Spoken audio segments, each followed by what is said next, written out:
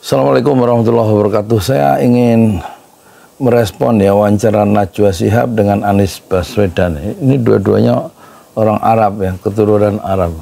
Dua Arab bercakap-cakap ya. Selamat datang di Mata Najwa, saya Najwa Shihab, tuan rumah Mata Najwa. Dan sudah hadir di studio narasi Gubernur Jakarta. Ada 3 etnis ya di Indonesia yang sangat mementingkan pendidikan. Satu Arab, kedua Minang atau Padang. Saya nggak tahu bedanya Minang dengan Padang ya. Yang ketiga Batak. Kita lihat untuk yang yang Arab ini seperti Anies Baswedan ya.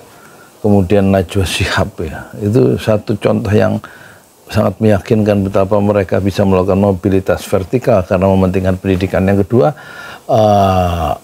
siapa itu? Dulu ada Menteri Luar Negeri Ali Alatas, itu kan orang Arab juga ya. Maksudnya orang pribumi. Beda dengan Tionghoa, itu kan dia bukan pribumi, keturunan ya. Dan yang betul nggak saya ngomong? Ini harus hati-hati ngomongnya. Terus yang kedua adalah keturunan Minang ya. Kita lihat duetnya Partai Sarekat Islam itu adalah Haji Agus Salim, itu dari Minang ya. Kemudian pemimpin Partai Masyumi 9 tahun itu Muhammad Nasir dari Minang. Kemudian wakil presiden dari Bung Karno yaitu itu juga Minang. Jadi Minang itu mementingkan pendidikan termasuk Batak ya. Sekarang kita masuk masuk materi ya. Anies Baswedan dan drama pilkada. Yang nonton 7 jam yang lalu 950.766 viewers ya. Banyak ini. 7 jam. Yang komentar 17.990 ya. Terus apa gunanya saya merespon? Gunanya saya merespon adalah untuk menghidupkan kembali sel-sel otak saya yang sudah lansia. Umur saya 63 tahun, 29 Agustus tahun 61 lahir, jadi 29 Agustus kemarin itu saya berusia 63 tahun. Saya Yudi Pramuko, tukang bubur ayam dari Parung, YouTuber tertua di semesta. Panci saya kena tendang. Jakarta periode 2017-2022, Anies Baswedan. Mas Anies, terima kasih sudah hadir ke narasi. Terima kasih sudah diundang kembali ke sini. Yes, Mas Anies, saya mau langsung to the point. Anda disebut belakangan ini ramai karena 2 hal. Yang pertama, ramai disebut akan maju lagi di Jakarta lewat PDI Perjuangan. Kemudian tidak jadi. Dan disebut akan maju ke Jawa Barat juga oleh partai yang sama. Tapi kemudian tidak berlanjut. Saya mau tahu apa yang terjadi sampai gagal 2 kali. Sebetulnya yang mengajukan saya menjadi calon gubernur di Jakarta itu ada 4 partai. Partai Nasdem, Partai PKB, PKS, dan PDI Perjuangan. Dan itu diusulkan oleh DPW, DPD kepada DPP-nya. Prosesnya berjalan. Kemudian kita tahu ada proses politik. Ini penjelasan yang sangat otentik karena dari orang yang mengetahui dari narasumber informasinya A1 kira-kira begitu ya. Betul nggak ya? Jadi orang yang pelaku sendiri itu Anies Baswedan ya, mengklarifikasi semuanya. Ada 4 partai ternyata ya. Yang kita sekarang ini sudah dalam suasana yang normal-normal saja. Kemudian Partai Nasdem, PKB, dan PKS bergabung ke dalam KIM. Sehingga tidak lagi mengusung Anies di Jakarta, tapi mengikuti garis kebijakan di KIM. Nah, apakah itu alasan utamanya Anda tahu? Karena kan sebetulnya yang mengeluarkan surat resmi itu baru PKS kan? Baik Nasdem maupun PKB belum pernah ada surat resmi yang memang mengusung Anies Baswedan. Kalau di tingkat DPW-nya sudah semua. Tapi belum sampai pada tahap DPP. Yang baru resmi dan kemudian menarik lagi karena disebutkan tidak memenuhi syarat-syarat tertentu itu baru PKS. Dan Nasdem. Nasdem sudah mendeklarasikan pada tanggal 22 Juni lebih dulu di PKS untuk mengusung Anies Baswedan. Surya Paloh sendiri. Kemudian kita tahu bahwa ada pergerakan mereka berada di dalam KIM yang istilahnya KIM Plus. Nah, dengan PDI Perjuangan itu baru muncul sesudah ada putusan MK. Jadi ketika hari Senin pekan lalu, tanggal berapa dia Senin itu? Ketika KIM mendeklarasikan ada 12 partai, kemudian hari Selasanya ada putusan MK, dan sesudah putusan MK itulah baru ada pembicaraan yang serius tentang PDI Perjuangan mengusung, karena pada waktu itu keharusan minimal 7,5% terpenuhi. Jadi yang memulai perbincangan siapa? Anda yang menawarkan diri ke PDIP atau PDIP yang kemudian mendekati Anda? Jadi sebenarnya kalau percakapan itu obrolan sudah ada. Pada sebelum ada putusan MK, DPW, DPD. Putusan dari PDI Perjuangan adalah Pak Ahmad Basarah, dan beliau ditugasi untuk berkomunikasi. Dan dalam komunikasi Ahmad itu Basarah memang direncanakan untuk tetap mendaftarkan walaupun tidak memenuhi syarat. Karena pada waktu itu kan minimalnya 20%. Ketika terjadi perubahan, maka ternyata bisa mengusulkan, bisa mengusung. Lalu terjadilah percakapan itu. Jadi percakapan ini tidak terjadi sebelum ada pengusungan di KIM. Ini baru terjadi sesudahnya. Dan komunikasinya dengan utusan. Kenapa Anda menekankan itu, Mas Anies? Apa hubungannya dengan KIM? Karena proses pengusungan itu sudah selesai. Saya tidak lagi diusung oleh 3 partai. Yang semula DPW-nya mengusung, DPP-nya baik Nasdem maupun PKS sudah menetapkan, kalau PKB belum menetapkan DPP-nya. Dan ketika kemudian mereka memutuskan untuk tidak lagi mengusung, ini agak detail ya. Maka saya tidak lagi berada di dalam status diusung partai manapun. Kenapa saya perlu tegaskan? Saya tidak dalam status diusung partai pada saat berbicara dengan PDI Perjuangan. Tidak. Itu semua sudah selesai. Ketika saya bicara dengan PDI Perjuangan, itu sudah partai 3 yang semula mengusung tidak lagi mengusung saya. Itu perlu tegas.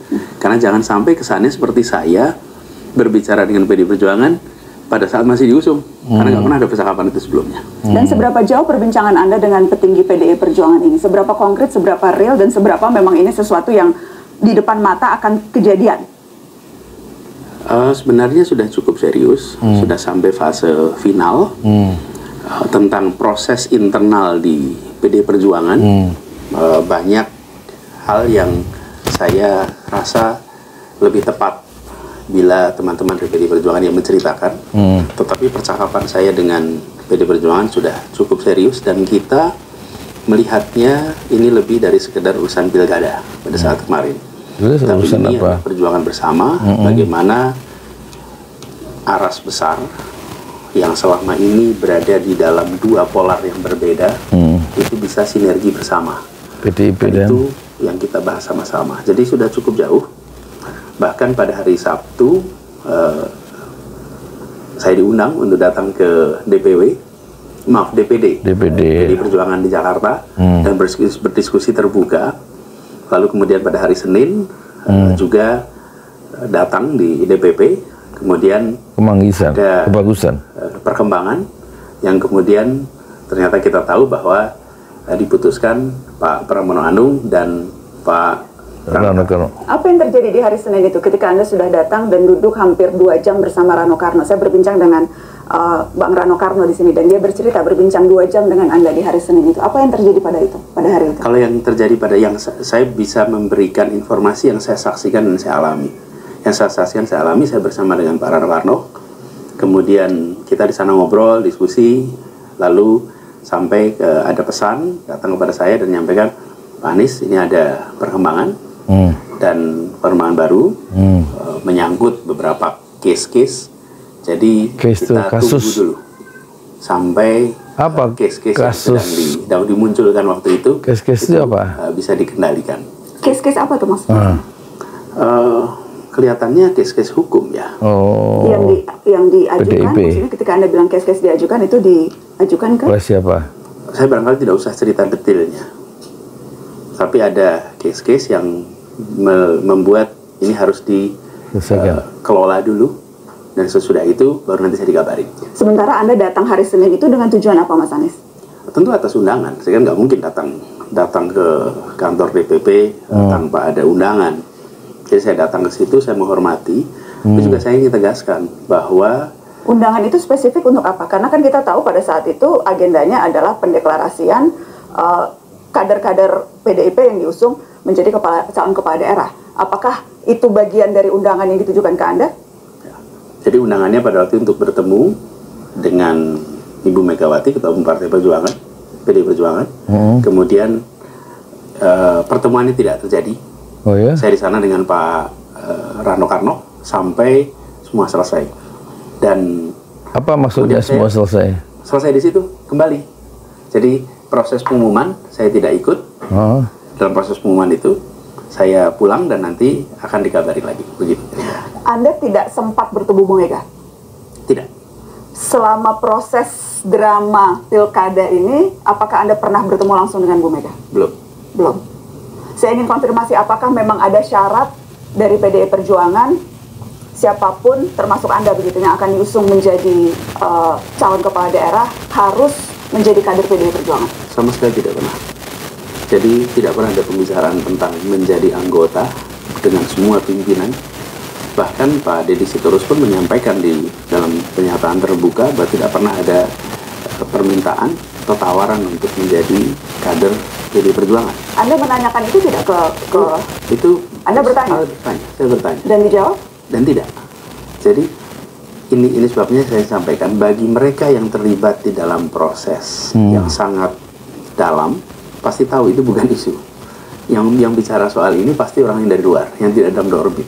Karena kalau kita lihat berbagai pernyataan Ibu Megawati Soekarno Putri, itu keras sekali. Ini contohnya misalnya Mas Anies, pernyataan Bu Mega yang spesifik menyebut nama Anda. Saya ingin Anda menyimak ini, walaupun saya tahu Anda mungkin sudah mendengar ini. Tapi mari kita lihat. Terus kan tadi di depan itu aku kaget toyo, ada baju merah hitam.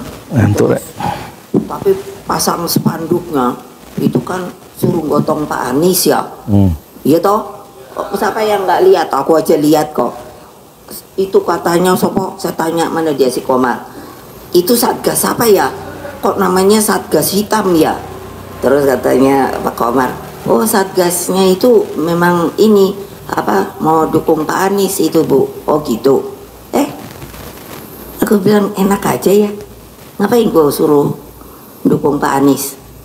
Dia bener nih kalau mau PDI. Kalau mau PDI jangan kayak gitu dong ya. Ya tinggal mau nggak nurut ya. Lihat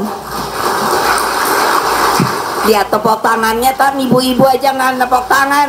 Hei. Bagaimana Mas Anies? Gini, jadi saya cerita sedikit ya proses dengan teman-teman di PDI Perjuangan. Bulan Mei yang lalu, Ketua DPD PDI Perjuangan itu menyampaikan keputusan.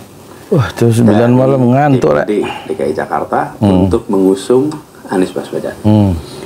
Jadi keputusan itu bukan saya diajak bicara, bahkan saya sampaikan pada Pak Amin rasa hormat. Kenapa? Karena ketika beliau jumpa saya itu bukan mengajak Pak Anies, saya ingin ngobrol ya, gimana kalau saya mengusulkan Pak Anies. Enggak, dia menyampaikan Pak Anies kami sudah memutuskan, dan keputusan kami adalah Pak Anies sebagai calon dari PDI Perjuangan. Saya bilang, wah ini sesuatu yang saya tidak pernah bayangkan. Sudah, dan kita sepakati semuanya. Kami usulkan kepada DPP. Informasi aja dari beliau kepada saya. Jadi ketika ada pembicaraan dengan teman-teman di DPP PDI Perjuangan, itu bukan kemudian saya dan DPP ngobrol. Ini karena ada keputusan dari DPD PDI Perjuangan Jakarta. Jadi bukan kemudian ada sekelompok orang usulin dari luar, bukan. Ini adalah proses internal yang sudah terjadi. Tapi Mas Anies kan sudah jadi rahasia umum, apapun keputusan strategis di PDI Perjuangan itu yang memutuskan dia merupakan hak prerogatif Ibu Megawati Soekarno Putri. Dan kalau kita lihat berbagai pernyataan terbuka Megawati soal calon kepala daerah, kan bukan hanya tentang Mas Anies. Ketika ia mengumumkan kader yang diusung di Banten, Bu Airin yang juga sebetulnya kader Golkar, nadanya pun hampir sama. Harus kesan yang didapat adalah siapapun yang diusung oleh partai ini itu harus kader. Jadi ya kalau kemudian sekarang Anda tidak diusung, ya apakah memang ya dengan mudah orang bisa melihat ya karena Bu Meganya tidak mau Anies Baswedan karena tidak punya KTA, Mas Anies? Saya tidak tahu apa yang sesungguhnya menjadi sebab. Ya, tapi apapun keputusannya saya hormati. Saya tidak mau berspekulasi. Saya hanya bisa menyampaikan apa yang saya rasakan apa yang saya alami. Dan yang saya alami tidak pernah ada percakapan itu. Tidak pernah ada pertanyaan, Pak Anies Anda bersedia jadi kader atau tidak. Tanyakan sama Pak Ahmad Basarah, tidak pernah. Tanyakan pada Pak Said Abdullah yang kemudian menjadi putusan, tidak ada sama sekali. Jadi bagi kita yang ada dalam proses ini, kita tahu persis itu tidak pernah menjadi pertanyaan. Ya, kalau itu ada, maka lain cerita. Nah, jadi sampai di sini saya ingin jawab. Saya akan jawab berdasarkan apa yang saya alami, dan kemudian juga dikonfirmasi oleh beberapa orang yang menyampaikan bahwa tidak pernah, bahkan menyebutnya tidak pas. Gitu. Kalau kemudian dikaderkan dua-duanya, tapi satu dari luar, satu dari kader. Tapi itu keputusan di Ibu Megawati tentang keputusan itu. Jadi saya hormati keputusannya, tapi saya perlu tegaskan bahwa tidak pernah ada percakapan itu. Jadi saya juga nggak bisa mengarang gitu, seakan-akan ada percakapan, nggak ada itu. Dan yang terjadi di Jawa Barat, apakah kurang lebih sama dari yang apa yang Anda alami? Karena tentunya kan selalu ada dua sisi dari sebuah peristiwa. Kalau gini, yang di Jawa Barat seperti apa, Mas Anies? Jawa Barat. Jadi Jakarta itu kita bahas serius, selesai, udah selesai. Jadi tidak ada, dan kita tetap ngobrol, bahkan sampai dengan sekarang juga kita tetap berkomunikasi. Kemudian pada hari Rabu saya dihubungi apakah bersedia bila dicalonkan di Jawa Barat, dan pada saat itu saya sampaikan rasanya tidak. Kenapa rasanya tidak? Ya, saya ini dicalonkan di Jakarta itu kan karena memang ada aspirasi dari warga Jakarta yang diungkapkan oleh 4 DPW partai. Jawa Barat kan tidak ada itu. Jadi saya jawab tidak. Nah, hari Kamis. Sorry, ini siapa Mas Anies yang kemudian meminta Anda? Saya nggak perlu sebutkan ya namanya, tapi di kontak resmi dari mereka. Kemudian saya sampaikan jawaban itu, selesai. Nah, hari Kamis harusnya di belak-belakan aja ya, karena untuk menjadi catatan dalam sejarah politik Indonesia modern kita, nggak usah perlu saya sebutin aja semua. Muncul percakapan lagi. Apa percakapannya? Kami siang menanyakan ulang lah gimana situasinya, dan saya juga bertanya itu seperti apa. Nah, pada saat itulah kemudian rame di media. Nah, ada beberapa hal yang menurut saya gini, saya perlu pertimbangkan. Kenapa? Bagaimanapun juga ini adalah sebuah undangan yang disampaikan dengan serius. Jadi saya sampaikan saya akan konsultasi. Jadi saya konsultasi sana sini, dan kemudian kesimpulannya adalah saya tetap tidak terlibat di dalam pilkada Jawa Barat, tapi saya tetap dalam posisi yang sekarang, gitu. Apa saja faktor yang Anda pertimbangkan ketika kemudian memutuskan hal itu, Mas Anies? Satu, saya nggak mau jadi calon drop-dropan. Bukan aspirasi rakyat Jawa Barat. Ya. Tidak ada DPW yang mengusulkan, tidak ada. Oh, tidak ada DPW yang mengusulkan. Beda dengan DPD DKI mana sih? Ini dulu ya. Nggak mau calon drop-dropan.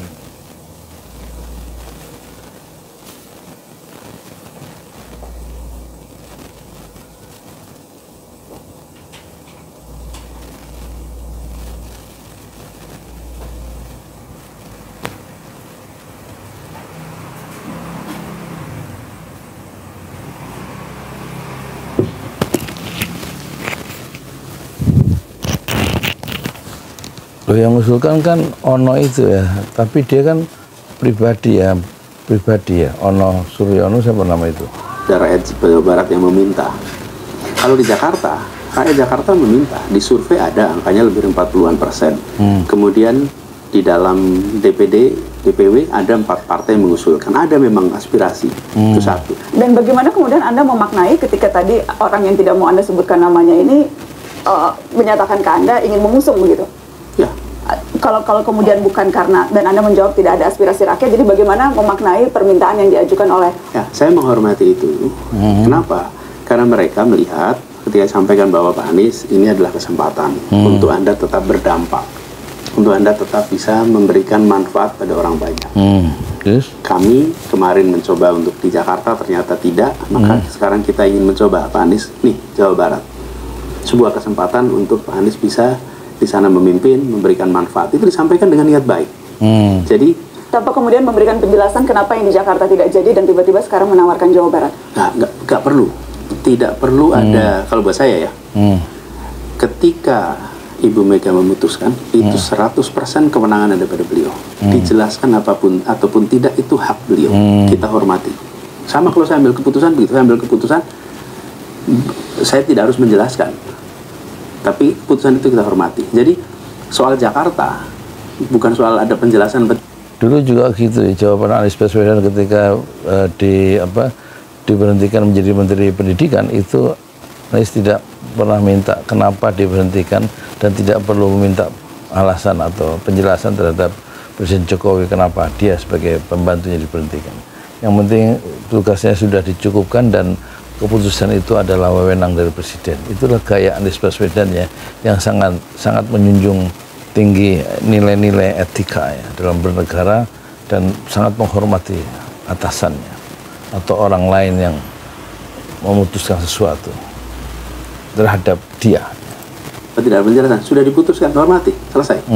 Nah, soal Jawa Barat, ketika kemudian mereka bilang, Pak Anies sayang Anda bisa berdampak di sana. Tapi saya melihat ini beda. Sesuatu yang bagi saya bukan hal yang aspirasi bawah. Terus yang kedua, saya melihat bukan aspirasi dari bawah di Jawa Barat. Panggilan rakyat Jakarta itu adalah keinginan untuk mengembalikan kondisi yang sudah ada di Jawa Barat, dan saya tidak merasakan itu. Hal lain adalah ini bukan sebuah kegiatan cari kerja. Kalau nggak dapat DKI pekerjaan A terus pindah pekerjaan B yang kemudian diputuskan begitu saja, yang penting saya dapat pekerjaan, bukan. Saya tidak dalam posisi mencari pekerjaan, melamar pekerjaan. Jadi saya juga tidak ingin catatannya itu karena ada kesempatan maka ambil. Kita sedang berbicara tentang memberikan dampak, dan dalam proses politik ini ada nilai-nilai yang lebih tinggi daripada soal posisi. Hitung-hitungan elektoral juga menjadi pertimbangan. Jadi, kemungkinan bahwa potensi kemenangan itu tidak terlalu besar di Jawa Barat. Jadi itulah Anies ya, yang sangat berorientasi pada nilai dan tidak tergoda, tidak tergiur ya, oleh kepentingan jangka pendek ya.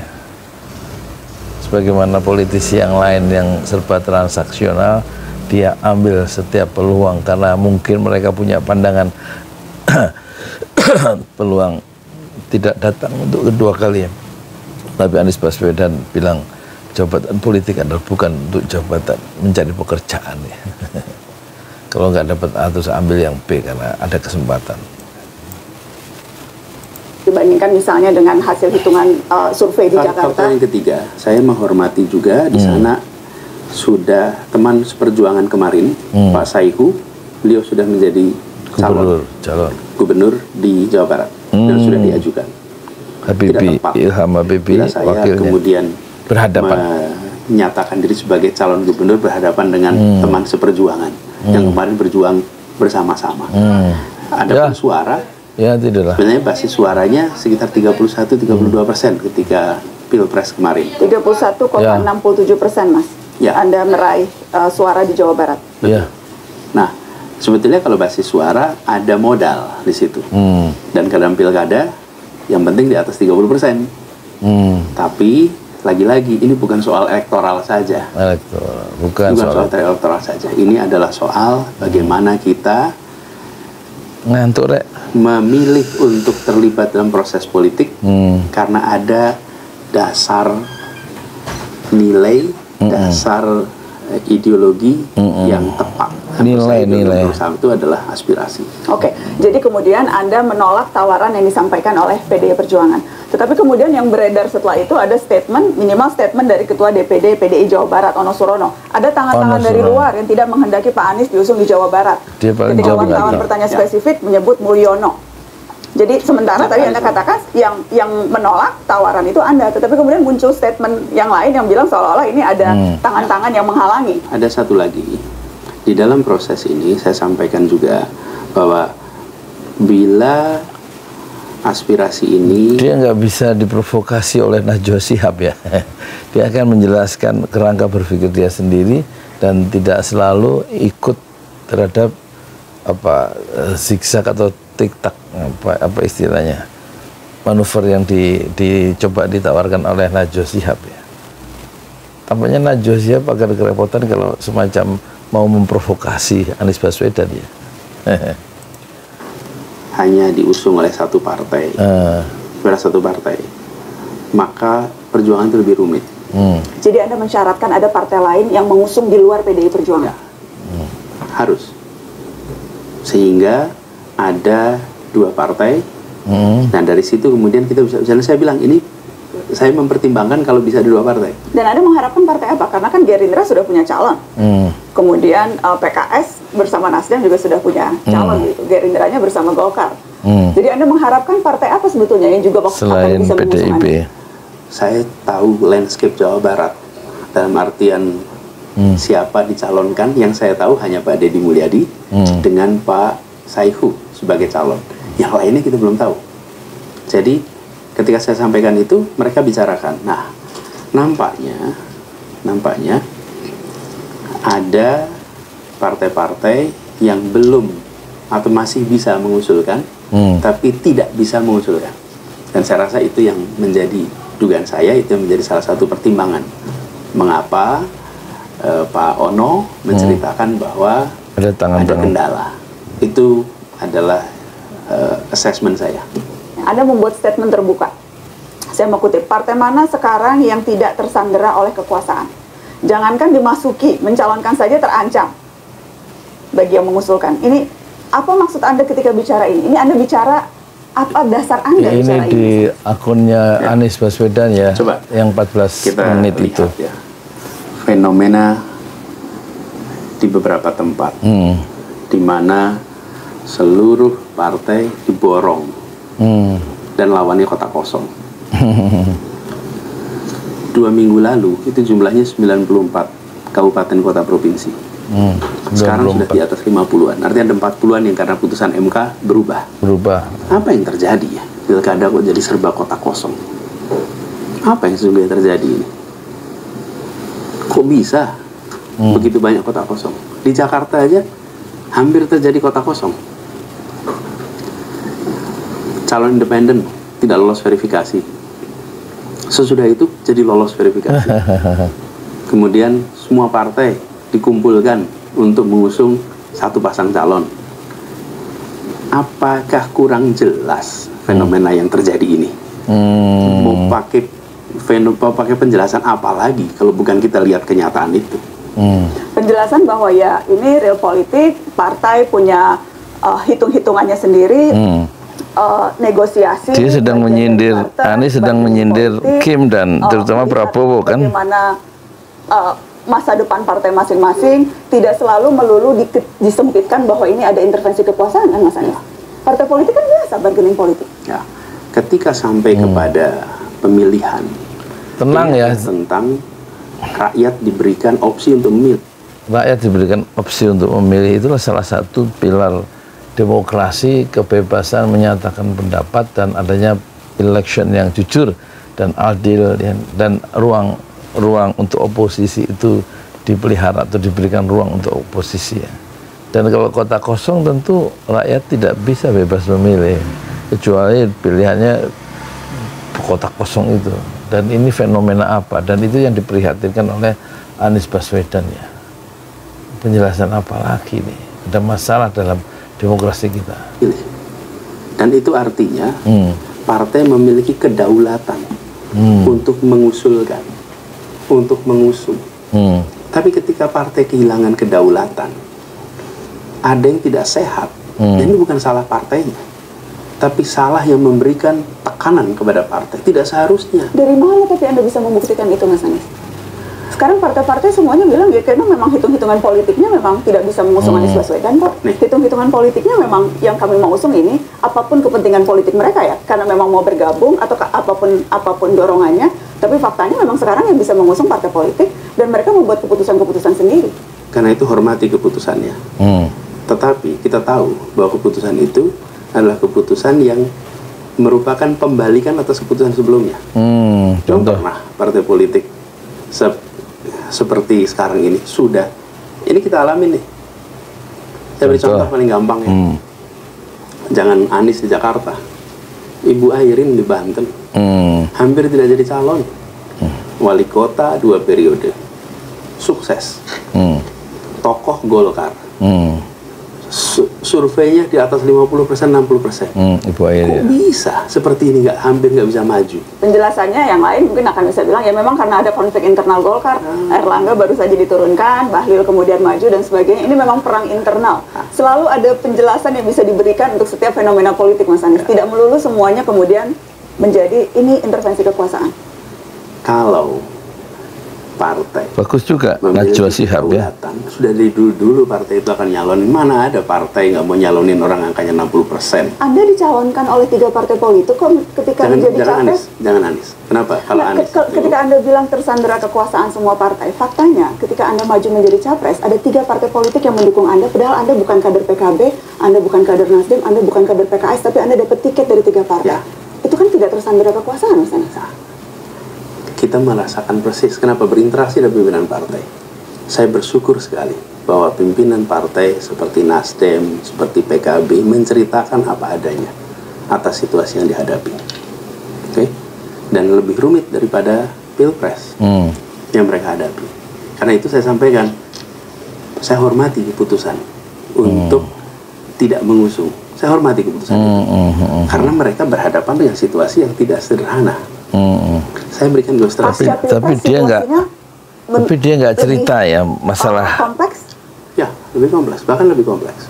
Nah, kalau nggak diceritakan ya partai memiliki kedaulatan itu masalah. Dan partai boleh melaksanakan kedaulatan itu, kita akan menyaksikan berbagai partai itu punya calon. Nggak kita menyaksikan kotak kosong sebanyak ini.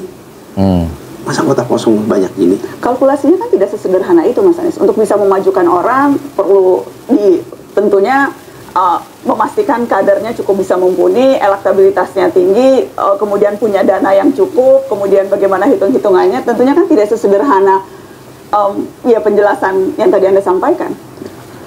Kalau jumlahnya 3, 5, 10 barangkali boleh. Nah, barangkali tempat itu ada calon-calon yang sangat populer sehingga sampai 50 tidak bisa dikalahkan. Tapi kalau kita sampai hampir 10% dari pilkada, itu berarti kotak kosong, ada sesuatu ini. Dan sesuatu itu? Sesuatu itu adalah pengendalian. Oleh siapapun yang bisa memiliki kekuasaan, tidak bisa dikendalikan tanpa kekuasaan. Nah, apakah ini adalah satu pihak, 2 pihak? Kita nanti harus lihat ya. Tapi harus ada pengendali, udah mungkin. Mas Anies, Anda ini dianggap playing victim loh. Mengatakan seperti ini setelah Anda gagal dapat tiket. 8 sebelumnya jam udah lebih 1 juta yang nontonnya. Saya itu bukan gagal dapat tiket. Saya ini gagal, saya tidak dapat boarding pass, tapi tiket udah dapat. Tidak bisa terbang, Mas Anies? Iya, tiket udah ada. Coba bayangkan. 3. Jadi ini bukan playing victim. Ini victim beneran. Ini cerita tentang bagaimana kedaulatan partai yang sedang mereka gunakan, terus kedaulatannya hilang. Victim beneran, tapi mungkin Mas, yang jelas kan itu kayak rumus standar nih. Politik kita tuh melodramatik dan politisi tuh biasanya paling mudah memainkan rumus korban. Korban tidak dapat boarding pass, dijegal, tidak bisa maju kontestasi. Minimal itu narasi yang berkembang, dikembangkan oleh pendukung Anda dan sekarang kemudian juga Anda sampaikan begitu. Jadi ini memang peran yang sedang Anda mainkan? Ini adalah kenyataan yang disaksikan oleh rakyat Jakarta dan rakyat Indonesia. Ketika kenyataan disampaikan, coba kita lihat nih kenyataannya. Partai sudah mengusulkan, partai sudah memproses, kemudian satu-satu dalam posisi tidak bisa melanjutkan. Balik badan ya. Tidak bisa melanjutkan. Apa? Disandera oleh kasus hukum. Sulitnya menyerahkan pilihan itu pada rakyat. Serahkan aja pada rakyat. Tapi tidak. Nah, justru ini ya. Kenapa ini bisa berbahaya pada demokrasi kita? Ini masuk poinnya. menempatkan demokrasi itu sebagai sebuah media untuk mengelola perbedaan aspirasi secara damai. Nah, ketika perbedaan aspirasi itu muncul, kemudian proses politik mencari titik temu. Kalau tidak tercapai titik temu, serahkan kepada rakyat untuk menentukan. Nah, dalam pencalonan begitu. Aspirasi A, aspirasi B, aspirasi C, kalau pilkada nih. Partai-partai kemudian membawa aspirasi itu. Lalu menyerahkan kepada rakyat untuk silahkan rakyat memilih. Nah, yang sedang terjadi adalah aspirasi A, aspirasi B, aspirasi C itu dikendalikan. Sehingga yang ditawarkan kepada rakyat adalah yang oleh kesepakatan apapun itu, apakah itu perintah, apakah itu rundingan, disepakati dan tidak diserahkan kepada rakyat. Jadi peristiwa yang dialami bukan saja, kalau saya menceritakan ini seakan hanya soal Anies. Bukan, ini adalah bagaimana proses demokrasi kita yang dijaga untuk sehat. Kalau tidak ada itu, buat apa kita semua ini ada pilkada? Sepakati aja satu nama, terus menerus, dan kemudian kota kosong aja semuanya. Kan jadi begitu kemudian. Dan Anda merasa bahwa memaksakan kesepakatan itu didorong oleh pengendali kekuasaan. Itu yang Anda katakan, Mas Anies? Kita nggak tahu sesungguhnya siapa yang mengendalikan ini semua. Ya, kita bisa berspekulasi. Tapi kita kalau ditanya, siapa tidak bisa tahu saya. Karena yang jelas itu kan narasi yang kemudian berkembang. Sedemikian sampai Presiden Jokowi ditanyai wartawan soal itu. Spesifiknya kita akan dengar apa kata Presiden Jokowi. Pak Anies itu tidak bisa maju di pilkada DKI sama Jabar, dan Bapak dituding sebagai salah satu yang... Saya itu kan dituding-tudingan banyak banget, tidak masalah itu saja, dituding mencegah, dituding menghambat, dituding... Ya, tapi kan memang itu urusan partai politik, mau mencalonkan dan tidak mencalonkan itu urusan koalisi, urusan partai politik, ada mekanisme, ada proses di situ. Saya bukan ketua partai, saya juga bukan pemilik partai, supaya tahu semuanya. Apa urusannya? Bagaimana Anda membaca statement Pak Jokowi ini? Kalau Presiden menyampaikan pernyataan, ya kita percayai. Ini pernyataan Presiden. Saya itu urusan partai politik, mau mencalonkan tidak mencalonkan itu urusan koalisi, urusan partai politik, ada mekanisme, ada proses di situ. Dia hati-hati ya. Dan itu memang sesuatu yang Anda lihat terjadi kan? Semuanya mekanisme partai politik. Buktinya Nasdem begitu belum ditetapkan resmi juga sudah datang ke Hambalang. Pak Prabowo juga sudah bertemu dengan Caimin. Bahkan tidak lama setelah ketahuan bahwa Pak Prabowo yang menjadi pemenang Pilpres. Jadi pertemuan-pertemuan itu kan menandakan bahwa memang sesungguhnya ya ini keinginan independen dari masing-masing partai yang memang mau bergabung dengan partai, dengan pemerintah yang akan berkuasa. Dan bagian dari konsekuensi itu tentunya ya sama dengan menentukan siapa calon-calon yang mau diusung di daerah-daerah strategis termasuk di Jakarta. Wajar saja kan Mas Anies? Ya, malah itu kita hormati keputusannya.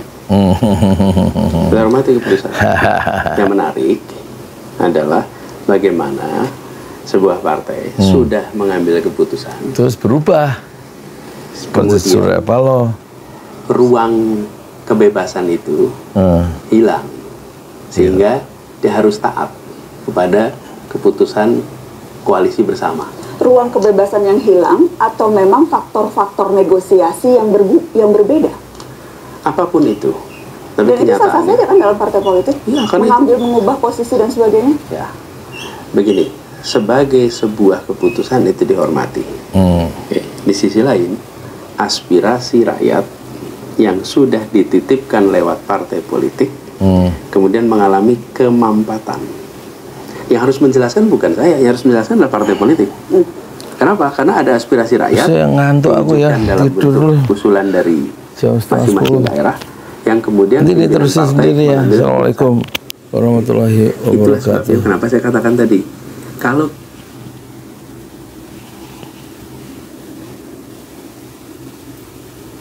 stop recording.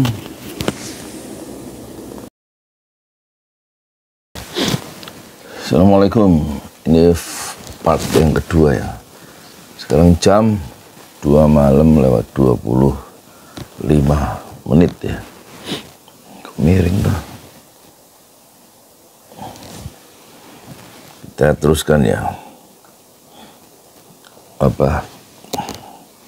Dua orang Arab bercakap-cakap antara Anies Baswedan dan Najwa Shihab. Kita ingin demokrasi kita ini sehat, maka proses pemilihan orang melalui pilkada itu mencerminkan aspirasi yang ada di rakyat supaya demokrasi kita sehat. Ciri demokrasi sehat, kata Anies, itu proses pemilihan dalam election itu ya, itu harus mencerminkan aspirasi yang ada. Nah, kalau dia mencalonkan jadi bakal calon gubernur Jawa Barat, dia tidak tahu aspirasi dari masyarakat Jawa Barat. Itu nggak ada, kecuali dia seolah-olah ingin di-drop dari atas ya, dicalonkan oleh PDIP namanya Ono itu ya. Dan faktor itu dia nggak mau maju jadi Jawa Barat karena aspirasi masyarakat Jawa Barat dia nggak tahu. Dan itu satu tawaran yang tiba-tiba ya. Dan Anies bilang sebelumnya bahwa menjadi gubernur itu bukan mencari pekerjaan. Kalau di Jakarta kan dia aspirasi dari Jakarta, masyarakat Jakarta itu kan jelas ya. Setelah Pilpres banyak warga kaum miskin kota atau mahasiswa itu datang ke rumah Anies ya, untuk dibantu menuntaskan masalah mereka yang mereka hadapi selama 1,5 tahun itu. Mereka menjadi tidak ideal hidupnya gara-gara dipimpin oleh pejabat Heru sebagai gubernur yang menggantikan Anies ya. Dan banyak fasilitas-fasilitas yang mereka terima itu, baik mahasiswa maupun lansia maupun yang lain, itu dicabut ya, dikurangi oleh Heru, dan mereka merasa kecewa dengan pejabat gubernur Heru, dan dia minta Anies untuk maju kembali menjadi gubernur Jakarta untuk ya mengembalikan situasi yang dulu sudah mereka terima itu dan dikembalikan, dan dia minta Anies untuk menggunakan kewenangannya untuk membantu mereka supaya lebih adil, diperlukan lebih adil dan lebih berbahagia, kira-kira begitu ya. Sementara kalau Jawa Barat, dia merasa aspirasi dari masyarakat Jawa Barat itu nggak ada, karena dia diusulkan oleh PDIP, yaitu atas inisiatif Ono Suryo itu kalau nggak salah namanya, dan dia menolak itu karena soal Pilgub ini bukan soal untuk mencari pekerjaan. Kalau kesempatan A hilang, maka kesempatan B ada, terus kita ambil kesempatan B. Masalahnya tidak sesederhana itu. Ini masalah aspirasi yang tiba-tiba tidak mendapatkan jalan, ruang-ruang untuk kedaulatan partai tadi disebutkan, ruang-ruang kedaulatan itu tiba-tiba hilang, ada tekanan dari pihak lain. Tapi ketika kemudian elit menyeleksi dengan berbagai macam alasan yang tidak sesuai dengan aspirasi rakyat, di situ ada mismatch. Mismatch inilah yang akan membuat hasil pemilu memang legitimate secara hukum, tetapi kekuatan moral di depan rakyat menjadi berkurang. Kenapa? Karena apa yang menjadi aspirasi tidak terungkapkan di situ. Aspirasi rakyat Jakarta terhadap Ridwan Kamil itu rendah ya, karena dalam survei Ridwan Kamil itu jauh berbeda dengan survei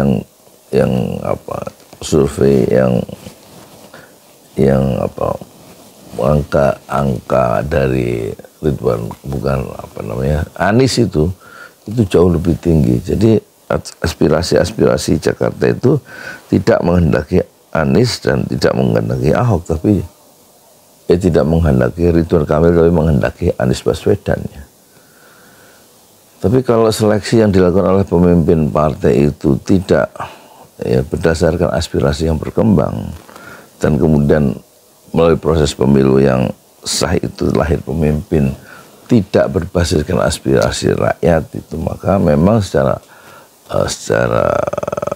hukum hasil pemilihan itu legitimate kata Anies Baswedan tadi, tetapi secara moral itu goyah, tidak mendapatkan basis moral yang kuat karena dia lahir pemimpin daerah itu, pemimpin yang hasil dari pemilu yang tadi itu diseleksi dengan cara yang tidak berbasiskan kedaulatan aspirasi rakyat, tapi berdasarkan kedaulatan pemimpin partainya.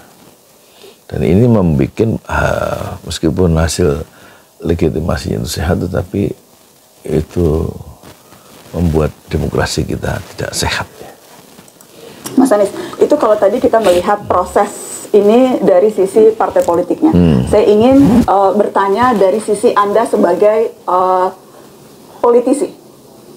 Apa misalnya refleksi Anda atas berbagai langkah dan pilihan-pilihan politik yang Anda ambil selama ini, yang mungkin saja banyak berpengaruh pada hasil yang kita lihat sekarang, tidak bisa maju di pilkada. Gagasan perubahan mengedepankan soal kesetaraan, keadilan, dan itu yang terus-menerus kami gaungkan. Itu adalah sesuatu yang menurut saya akan terus kami perjuangkan. Jadi tesis utama untuk memahami Anies adalah kesetaraan dan keadilan, dan itu basis ya atau nyawa dari perubahan yang ditawarkan oleh Anies Baswedan kemarin di Pilpres, di pemilihan presiden. Dan gagasan kesetaraan dan keadilan itu bukan hanya akan diperjuangkan terus, tapi sudah dilaksanakan waktu Anies Baswedan menjadi gubernur daerah khusus ibu kota Jakarta tahun 2017 sampai 2022. Dan gagasan kesetaraan keadilan itu tidak pernah muncul ya, dari celah-celah bibir para pemimpin partai, baik Prabowo, baik Mulyono, baik Gerindra, Prabowo, atau Golkar, apalagi Bahlil ya, yang tidak pernah menarasikan atau mengenalkan gagasan pentingnya menghadapi kelompok-kelompok atau setiap warga itu secara adil dan setara. Tidak ada pembedaan, tidak ada diskriminasi di antara citizen, di antara warga negara. Dan gagasan itulah yang akan terus diperjuangkan oleh Anies, yang bertumbuh pada dua hal ya, yaitu kesetaraan dan keadilan. Dan itu efeknya adalah Anies membela kepentingan orang banyak yang selalu dilemahkan secara struktural ya, dalam politik Indonesia modern kita. Dan dia membela kepentingan bukan hanya orang banyak, tapi juga kepentingan orang-orang yang lemah ya, yang dilemahkan oleh struktur. Nah, oleh karena itu kebijakan Anies Baswedan itu selalu bertumbuh pada kesetaraan, keadilan sebagai janji proklamasi di alinea keempat, yaitu keadilan sosial bagi seluruh rakyat Indonesia. Dan istilah secara jargonistik Anies mengatakan, dan dia akan membesarkan yang kecil tanpa mengecilkan yang besar. Dalam dia menggunakan wewenangnya sebagai seorang pemimpin politik. Di dalam proses kemarin Pilpres maupun ketika pilkada, itu agendanya. Dan gagasan ketika agenda ini kemudian tidak bisa dijalankan, maka kita akan cari jalur lain untuk bisa menjalankannya. Apa? Evaluasi, tadi pertanyaan saya lebih ke evaluasi langkah-langkah politik yang Anda ambil sebelum ini, yang mungkin saja berdampak pada realita politik yang terjadi hari ini. Seperti katakanlah misalnya Mas Anies, apakah tidak pernah mempertimbangkan opsi maju secara independen? Apakah opsi itu memang tidak pernah dipertimbangkan, mengingat ya pertanyaan yang bagus kesadaran ya, Anda bahwa situasinya complicated, partai-partai yang tadi menurut Anda memang berada dalam posisi yang tersandera dan sebagainya. Opsi independen itu tidak pernah Anda pikirkan, kenapa Mas Anies? Ada beberapa faktor. Pertama, bahwa saya ini mengikuti pilkada setelah ada permintaan terus-menerus dari masyarakat di Jakarta. Aspirasi. Proses MK itu selesai bulan April. itu baru selesai semuanya. Nah, independen itu Mei sudah pendaftaran, dan sesudah MK selesai, saya tidak kemudian oh ya saya mau maju ke DKI Jakarta, enggak. Ini di rumah itu berdatangan warga khususnya dari kampung-kampung miskin kota yang meminta program-program yang dulu kita kerjakan itu dikerjakan balik. Jadi satu adalah soal waktu, waktu bahwa pilkada independen itu pendaftarannya bulan Mei, dan pada waktu itu sibuk saya masih dalam fase kita pertimbangkan dah, ini bukan kemudian oh ya langsung mau ikut pilkada. Itu satu. Yang kedua, pada masa itu pun partai-partai dalam posisi kita akan mengusung, dan percakapan sudah terjadi. Jadi dua faktor itu yang membuat tidak melakukan rute pilkada independen. Rute independen. Anda menyesalkan itu? Nggak ada yang saya sesali atas seluruh proses ini, karena saya yakin bahwa semua usaha yang kita jalani itu usaha yang satu menjaga tata nilai, yang kedua pasti ada hikmah dari semua proses yang kita lewati ini. Satu pandangan yang sangat optimistik ya. Alhamdulillah ala kulli hal ya. Segala puji bagi Allah terhadap semua yang terjadi, baik plus maupun minus, baik sesuai harapan maupun tidak sesuai harapan. Itulah yang diajarkan oleh Rasulullah ya, selalu menyikapi sesuatu itu dengan sangat positif dan tidak ada keluhan-keluhan atau satu negatif thinking ya, di dalam menghadapi kehidupan yang di luar jalan peristiwa-peristiwanya itu muncul di luar dugaan-dugaan kita sebagai manusia biasa. Jadi yang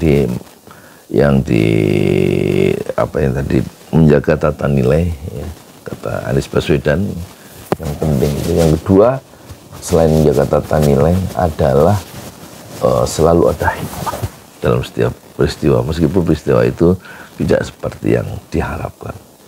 Jadi tidak ada no regrets, tidak ada penyesalan, meskipun dia tidak diusung oleh partai politik sampai detik-detik akhir sebagai bakal calon gubernur Jakarta. Oke, opsi independen karena tadi tidak cukup waktu. Bagaimana dengan opsi tidak cukup waktu dan pada waktu itu belum memutuskan akan maju atau tidak? Waktu itu Anda masih berkontemplasi apakah kemudian akan maju atau tidak? Sesudah ada banyak permintaan rute pilkada, rute independen. Anda menyesalkan itu? Nggak ada yang saya sesali atas seluruh proses ini, karena saya yakin bahwa semua usaha yang kita jalani itu usaha yang satu menjaga tata nilai, yang kedua pasti ada hikmah dari semua proses yang kita lewati ini. Oke, opsi independen karena tadi tidak cukup waktu. Bagaimana dengan opsi tidak cukup waktu dan pada waktu itu belum memutuskan akan maju atau tidak? Waktu itu Anda masih berkontemplasi apakah kemudian akan maju atau tidak? Sesudah ada banyak permintaan warga, baru saya mau memutuskan untuk maju. Bagaimana dengan opsi bergabung dengan partai politik yang sudah mengusung Anda menjadi kader partai politik? Itu opsi yang pernah Anda pertimbangkan? Bukan hanya pernah saya tawarkan. Anda menawarkan diri menjadi kader? Ya. Partai apa? Salah satu dari 3 partai pengusung. Ketika Pilpres kemarin, saya sampaikan bahwa karena saya sudah diusung, maka saya siap untuk menjadi kader. Tapi justru dijawab oleh pimpinan partainya, nggak perlu jadi kader, karena kita tetap akan mengusung, Anda jadi kader atau tidak. Justru kalau Anda tidak jadi kader, maka 3 ini bisa mengusung dengan leluasa, nggak ada beban, karena Anda bukan menjadi bagian dari salah satu. Tapi opsi itu saya tawarkan, dan kemudian kenapa waktu itu Anda merasa perlu menawarkan itu untuk ada yang baru ya, kandidat pencalonan, atau karena memang Anda merasa di negeri ini kalau tidak jadi kader parpol itu akan sulit untuk bergerak dalam sistem politik? Nah, saya melakukan ini sebagai usaha saya untuk bisa memberikan dukungan kepada partai yang mengusung, karena mengusung maka saya akan dukung dengan cara saya menjadi anggota. Tapi ternyata malah justru sudahlah Anda jadi milik semua saja, milik 3-tiganya, jangan milik salah satu, milik 3-tiganya, sehingga Anda bisa pakai seragam 3-tiganya, bukan seragam satu aja. Jadi itu. Ada 3 partai yang mengusung Anda waktu itu? Ya salah satu lah. Nasdem, PKS lah. Ini partai yang pertama kali mengusung. Udah salah satu lah pokoknya. Yang warnanya yang Anda pakai sekarang bajunya. Ini kan selalu dipakai bajunya. Yang baru Kongres. Nasdem maksudnya. Oke, saya menghargai kalau Anda tidak mau menyebut. Tapi yang jelas opsi itu pernah Anda sampaikan. Oh iya. Jadi Anda memang berkeinginan, Anda memang merasa kalau mau dapat posisi, kalau mau berkuasa, kalau mau membuat perubahan di negeri ini, ya harus lewat partai politik, ya harus jadi kader partai politik. Kalau tidak ya akan susah untuk dapat dicalonkan. Begini. Najwa nekat ya, pengen tahu, dia menawarkan diri sebagai kader partai apa, ya warnanya biru itu Nasdem ya. Bukan PKS ya. Tapi Anies nggak mau menjawab, ini warna biru kan selalu saya pakai katanya. Satu jawaban yang memang menjaga perasaan ya partai lain. Satu sikap yang penuh dengan wise ya, kebijakan. Apa istilah wise itu? Apa sih istilah wise itu? Wise itu bijaksana gitu loh maksudnya. Gitu kan Mas Anies, memang kuncinya itu kan? Jadi gini, jadi kader atau tidak itu bukan sesuatu yang dijauhi, sama sekali tidak. Jadi kalau bahkan pada saya ceritakan dalam Pilpres itu saya menawarkan untuk menjadi kader dan institusi partai politik ya memang institusi yang ada untuk mengikuti kontestasi itu kenyataannya. Dan saya mencatat Mas Anies jejak langkah politik Anda. Anda ikut konvensi Partai Demokrat 2014. Kemudian Anda maju Pilkada 2017 lewat PKS dan Gerindra. Anda maju Pilpres lewat Nasdem, didukung PKS dan PKB. Pilkada 2024 hampir maju lewat 4 partai politik dan kemudian tidak jadi. Kutu loncat Anies Baswedan nih, petualang politik, hanya mau memanfaatkan partai-partai, tidak mau berkeringat, maunya hanya dapat jabatan, tidak mau terikat, tidak mau susah-susah, maunya langsung di posisi paling atas. Dari semua itu, yang tadi jawabnya, saya diundang oleh partai politik. Saya tidak mendatangi dan minta. 2013 saya diundang untuk mengikuti konvensi. Yang mengundang Pak Jerowasi. Dijelaskan, dan pada waktu itu saya juga termasuk berpandangan bahwa yang namanya proses nominasi itu harus ada proses seleksinya. Makanya ketika saya sering mengatakan itu, waktu itu saya sebagai pengamat, dan sebagai pengamat saya diundang, ya saya ikuti sebagai konsekuensi dari apa yang menjadi pikiran saya.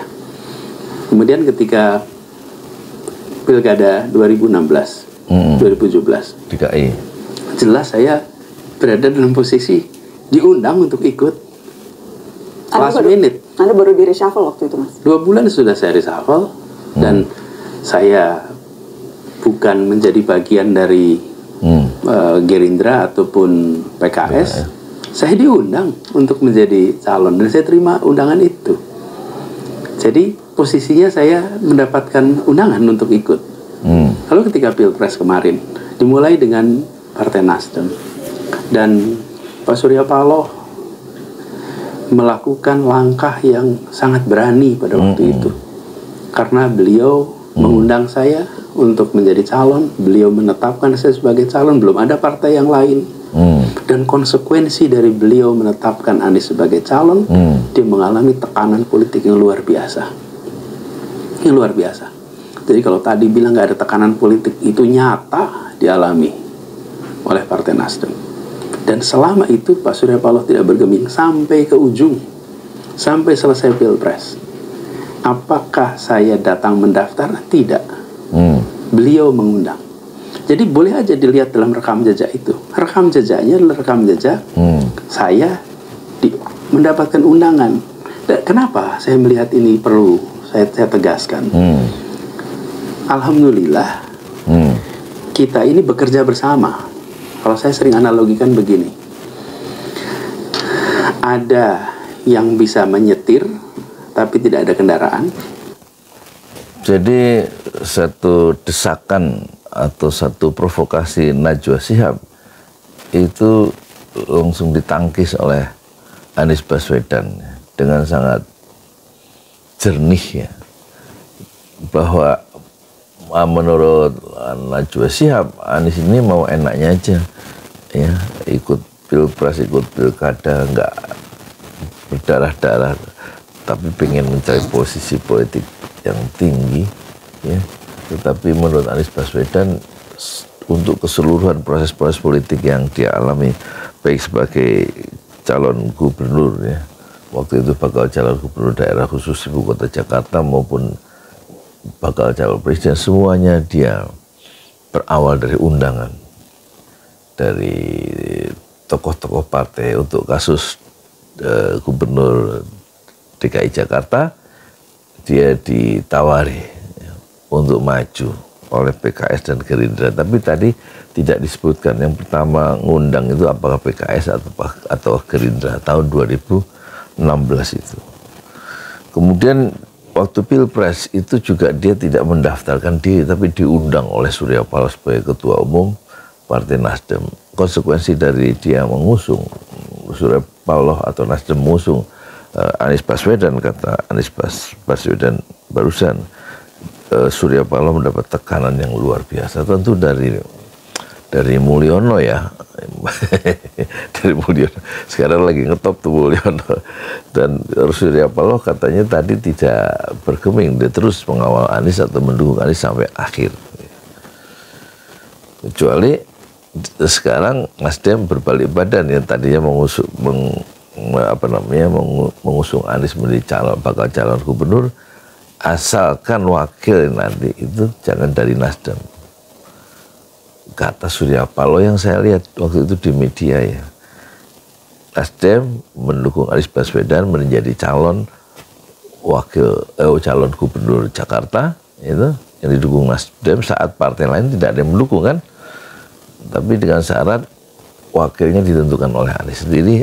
Dan syarat yang kedua, wakil dari calon gubernur khusus khusus Jakarta ya, itu jangan dari partai Nasdem. Itu satu yang aneh ya, dan tampaknya sikap Surya Paloh akhirnya melepaskan diri dari Anies Baswedan, tidak jadi mendukung dalam proses berikutnya, dan tampaknya tekanan itu mungkin jauh lebih besar dari saat dia ditekan saat mendukung Anies jadi bakal calon presiden. Sehingga Nasdem itu melepaskan Anies seperti dia tidak mau memegang bara api yang masih menyala di tangan Surya Paloh. Ada yang punya kendaraan tapi nggak ada yang nyetir. Dan kemudian kita kolaborasi antara saya sebagai calon dan partai sebagai pengusung. Jadi ini bukan sekedar 23 menit saya datang lalu melakukan transaksi lalu kemudian saya beli partai, enggak tuh. Partai mengundang saya, dan saya menerima ini sebagai panggilan tugas karena proses politik harus lewat partai politik. Jadi itu yang terjadi. Boleh aja dilihat merekam jejak itu semua. Nah, yang mengundang berbeda-beda. Saya beri contoh. Ketika PDI Perjuangan mengusulkan Anies menjadi calon gubernur, saya tidak pernah terfikir diusulkan oleh PDI Perjuangan di DKI Jakarta. Kenapa? Kenapa PDI Perjuangan jelas tidak mengusung Anies di 2017 pada pilkada, jelas tidak mengusung dalam pilpres, betul kan? Jadi tidak terbayang. Dan selama Anda menjadi gubernur, oposan paling kencang itu DPRD-nya PDI Perjuangan. Sekarang di mana letak kutu loncatnya itu? Kalau saya melihat malah ini adalah sebuah wisdom, sebuah keterbukaan yang ditunjukkan oleh PDI Perjuangan. PDI Perjuangan menunjukkan pada semua, ini semua adalah anak bangsa, ini semua adalah putra republik, ini adalah orang-orang yang berjuang untuk republik. PDI Perjuangan tidak jadi mengusung Anda, Mas Anies? Iya, tapi bahwa mereka mengusulkan dari Jakarta itu adalah bukti bahwa bukan Anies mendatangi PDI Perjuangan dan minta diusulkan. Jadi ungkapan tadi itu ungkapan yang tidak mendasarkan pada kenyataan. Itu mendasarkan pada imajinasi. Karena tunjukkan kenyataan. Loh, saya diundang, diajak, dan saya melihat ini sebagai tanggung jawab untuk kerja bersama. Partai-partai ingin melakukan tanggung jawab. Jadi dia menolak dengan keras ya istilah kutu loncat yang dan dia melihat ada nama si A, distigmatisasi, lalu mereka memutuskan untuk mengundang si A untuk terlibat dalam sebuah kerjasama. Oke, Mas Anies, tapi berarti agak berbeda nih ketika kemudian Anda mengatakan partai-partai mengajak bekerja sama, itu kan berarti mereka secara otonom bisa melakukan itu, buktinya bisa mengajak Anda. Berbeda dengan narasi yang disampaikan bahwa partai-partai tersandera. Jadi yang mana nih, partai-partai bebas bisa mengajak bekerja sama atau partai tersandera? Ada dua conflicting statement yang Anda keluarkan. Bukan. Itulah sebabnya ketika daerah mereka memiliki itu. DPW, DPD, mereka kedaulatan, memiliki ruang untuk mengekspresikan. Tapi ketika sampai kepada keputusan di tingkat atas nasional, maka ada faktor lain di situ. Itu yang saya katakan tadi. Faktor lain yang mereka tidak bisa menyuarakan apa yang menjadi aspirasi DPW-nya, DPD-nya. Coba lihat di daerah lain. Ada kasus-kasus tadi saya sampaikan tuh, seperti di Banten, seperti tempat-tempat lain di mana aspirasi dari masyarakat dari bawah itu mandek. Nah, termasuk kasus di Jakarta. Apakah kemudian itu salah satu alasan mengapa Anda mempertimbangkan untuk membuat partai politik yang baru? Ya, jadi begini. Setelah selesai proses Pilpres, banyak dari pendukung yang kemarin ikut memperjuangkan, yang kemarin mendukung, merasa aspirasi yang mereka miliki untuk perubahan itu tidak lagi dibawa. Kenapa? Karena keinginan untuk melakukan perubahan dititipkan kepada partai-partai, kemudian partai-partai ini tidak lagi berada di dalam posisi perubahan, tapi sudah ikut pada posisi keberlanjutan. Sehingga muncul aspirasi itu kuat. Nah, saya tidak mau gegabah. Saya akan hati-hati. Tetapi saya tidak menutup opsi untuk bikin partai, pembentukan ormas ataupun partai. Karena aspirasi itu ada. Kita akan lakukan keseriusan. Jadi Anies Baswedan itu selalu mendalilkan atau mengambil langkah-langkah politiknya berdasarkan aspirasi masyarakat yang berkembang, termasuk dalam pembentukan partai itu aspirasinya untuk gagasan perubahan harus dilembagakan, perlu dibentuk sebuah wadah ya, supaya Anies tidak dicampakkan oleh partai-partai seperti sekarang ya. Jadi dia selalu mendasarkan, ini pikiran Anies Baswedan yang penting untuk dicermati, dia bergerak atas dasar partisipasi publik yang memang muncul, yang memang ada, dan dia mencoba menangkap itu. Sebagaimana juga dia tidak mencalonkan diri sebagai bakal calon gubernur saat itu dan menempuh jalur independen karena pada bulan April itu terlalu banyak masyarakat dari kaum miskin kota Jakarta untuk mendorong dia supaya maju menjadi bakal calon gubernur Jakarta periode kedua ya. Setelah ada desakan atau ada aspirasi itu, dia baru terpikir untuk maju. Dan juga partai-partai yang ada yang untuk mengusung Anies itu tidak dia minta untuk mendukung Anies, tapi justru partai itu mengundang dia untuk maju menjadi calon wakil atau calon gubernur DKI, termasuk satu langkah yang mengejutkan dari DPD atau DPD Dewan Pimpinan Daerah PDIP yang justru meminta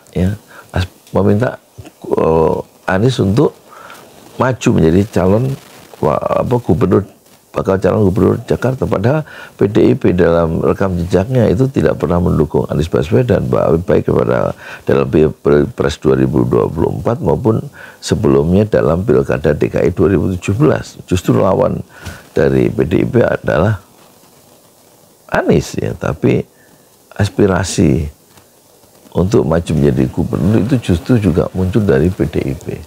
Jadi poinnya, Anies termasuk dalam konteks pembentukan partai baru, Anies tidak ingin dengan gegabah mendirikan partai baru, tapi dia juga mempertimbangkan satu kenyataan historis bahwa ada aspirasi ya, untuk mendukung gagasan kesetaraan dan keadilan ya, dalam bentuk satu satu institusi yang lebih terlembagakan, baik ormas maupun partai politik berdasarkan aspirasi yang ada di masyarakat, bukan semata-mata keinginan Anies Baswedan. Itu yang kita tangkap dari percakapan dengan Najwa Shihab ya, yang terus dia mencoba untuk melihat. Najwa Shihab sangat bagus karena dia mencoba untuk memancing atau membuka perspektif baru yang mungkin belum muncul ya.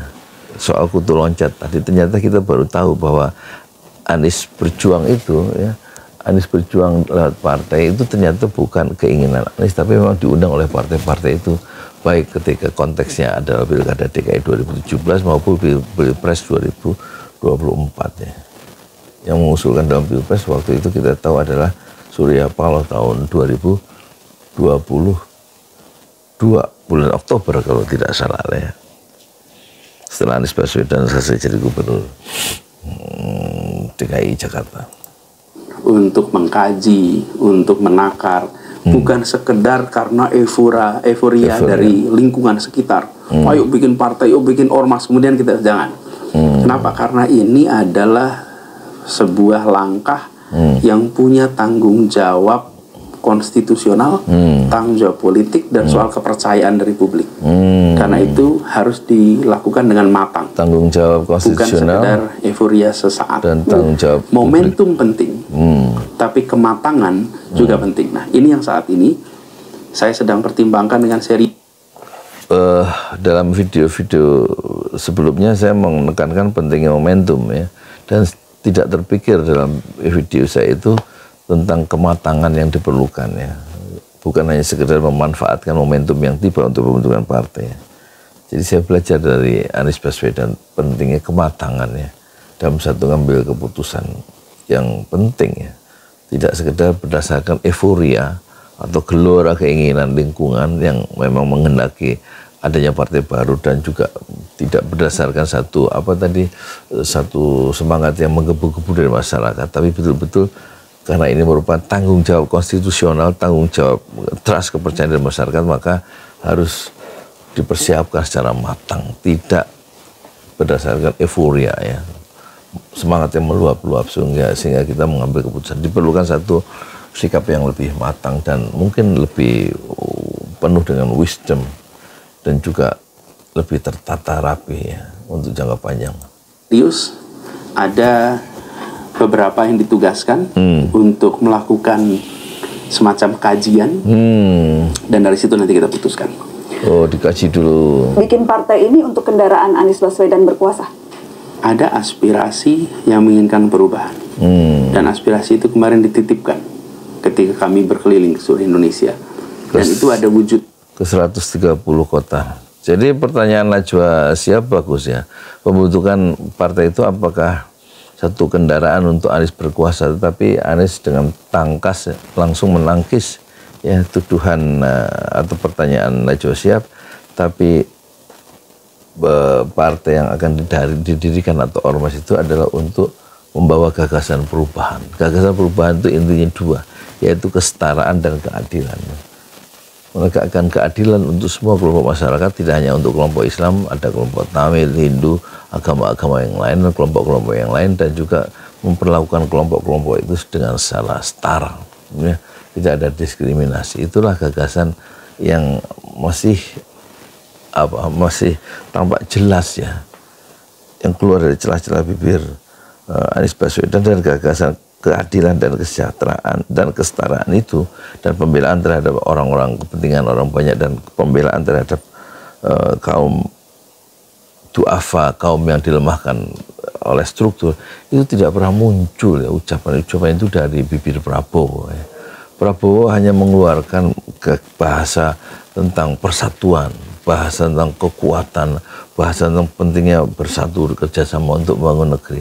Tapi dalam konteks Anies Baswedan tentu mudah dipatahkan.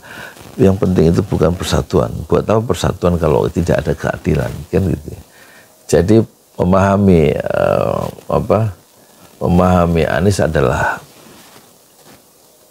keadilan dan kesetaraan. Memahami Prabowo dan Kim plus adalah koalisi besar.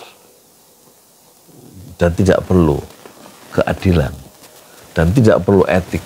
Bahkan dalam perspektif Magnus Suseno, jangan pilih pemimpin yang meludahi etik. Siapa? Ya, Anda bisa simpulkan sendiri. Suara lebih dari 40 juta orang yang menginginkan perubahan. Jadi ini bisa menjadi sebuah tempat bagi siapapun ingin perubahan di berbagai level, di kabupaten, provinsi, kota, termasuk nasional. Jadi ini bukan tentang satu orang, ini adalah tentang 40 juta orang lebih nih yang menginginkan perubahan nih. Yang kemarin memang narasinya narasi perubahan. Jadi ketika akhirnya diputuskan untuk ikut partai atau membentuk partai atau membentuk ormas, adalah tentang membawa aspirasi ini. Perubahan. Dan dalam sebuah negara demokrasi itu adalah sesuatu yang sah untuk dikerjakan.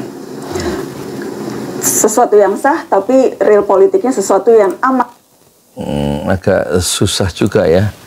Kelihatannya Najwa Shihab itu untuk mematahkan ya, atau memojokkan ya Anies Baswedan ya. Bagus juga karena dia mencoba juga punya semacam side argumen ya, Najwa Shihab ya, guna tentu mendapatkan respon intelektual yang dari Anies secara memadai ya. Bagaimana Najwa Shihab itu kemudian tesis-tesis pemikirannya diuji di depan Anies Baswedan, termasuk yang poin tadi kutu loncat tuh kita jadi baru tahu ternyata dengan argumentasi dan track record dan rekam jejak yang secara kronologis tadi itu langsung tidak benar itu soal kutu loncat yang membuat Anies itu maju tanpa perlu capek-capek, hanya mengandalkan fasilitas partai dari orang lain ya. Bagus juga. Ya, kita lihat Najwa Shihab ya, mau ngomong apa lagi mungkin lebih tajam lagi. Sangat tidak mudah. Butuh uang, butuh pengorganisasian, butuh banyak kerja hal bersama untuk bisa kan. Ada partai politik yang bisa berkontestasi. Kalau cuma deklarasi, hey saya punya partai, itu mudah Mas Anies. Tetapi untuk kemudian partai itu bisa betul-betul maju dalam pemilu. Kelihatan jadi Najwa Shihab jadi seperti childish ya, kekanak-kanakan ya, bicara tentang proses politik kepartian ke depan di depan Anies Baswedan yang sudah pernah jadi gubernur dan sudah memiliki satu bacaan yang panjang tentang politik, dan dia suka membaca buku-buku sejarah dan biografi orang-orang besar yang selalu berjuang untuk mengubah sejarah. Dan tampaknya dalam konteks ini pertanyaan atau satu ungkapan dari Najwa Shihab itu kelihatan seperti kekanak-kanakan ya. Sorry nih Mbak Najwa.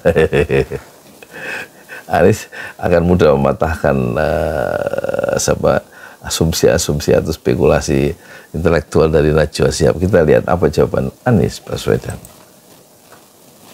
Kalau salah mencet itu kemudian menyodorkan gagasan dan menyodorkan orang-orangnya, itu kan prosesnya sangat tidak mudah. Ya. Anda menyadari itu dan tetap mempertimbangkan ini? Tentu. Jadi kalau kita mau berjuang, ya pasti akan menghadapi tantangan itu. Ketika saya diputuskan untuk menjadi, dia tahu masalahnya sulit ya. Ini kan sesuai dengan ucapan dari Imam Al-Ghazali, satu pemikir filsuf atau sufi dari dunia Islam yang hidup di abad lahir 1858 dan wafat 1111, pengarang dari kitab Ihya Ulumuddin dan banyak kitab-kitab yang lain. Dia mengatakan semakin tinggi, semakin mulia yang cita-cita atau sesuatu yang ingin dicapai, maka semakin sulit ya jalannya, dan semakin besar pengorbanan untuk mencapai satu keinginan yang tinggi itu, kata Imam Al-Ghazali. Dan itu disadari oleh Anies Baswedan ya.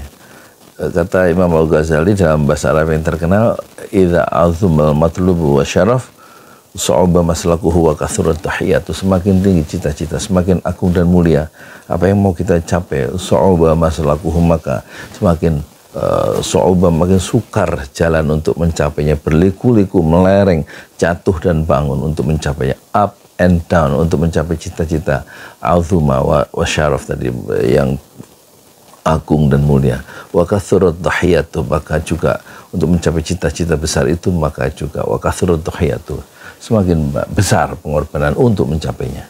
Dan itu di satu hukum besi sejarah, dan Anies memahami itu. Calon presiden, ya konsekuensinya berjuang ada pengorbanan. Saya harus keliling Indonesia. Saya ketika ketemu dengan jurnalis internasional, ketemu saya, Pak Anies jadi capres Indonesia itu sulit, Pak Anies. Ini ukurannya itu dari Aceh sampai Papua, itu seperti dari London sampai Ankara. Berat sekali buat Anda sebagai calon. Kemudian penduduknya 270 juta lebih. Berat sekali Anda sebagai calon. Ya dia datang dari sebuah negara yang cuma 5 juta, 6 juta. Jadi saya katakan, ya memang iya. Karena kondisi kita memang besar seperti ini. Sama seperti pertanyaan Nana tadi. Iya, kalau memang partai politik tentu akan berat. Kenapa? Ini sebuah negeri yang amat luas, penduduk amat banyak, sebarannya luar biasa, dan aturannya mengharuskan ada cabang di mana-mana. Itu kenyataan yang harus kita jalani jika rute itu diambil.